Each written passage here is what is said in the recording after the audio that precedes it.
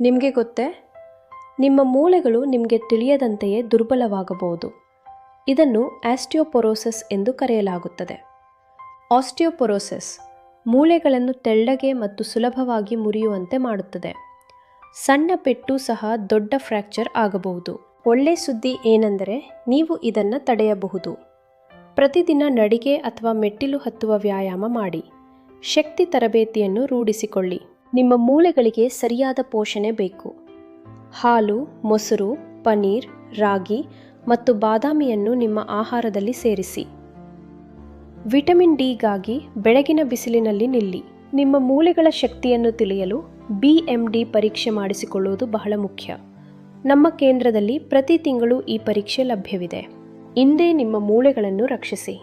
ಆರೋಗ್ಯಕರ ಭವಿಷ್ಯಕ್ಕಾಗಿ. ಸಮಾಲೋಚನೆಗಾಗಿ ಇಂದು ಬುಕ್ ಮಾಡಿ.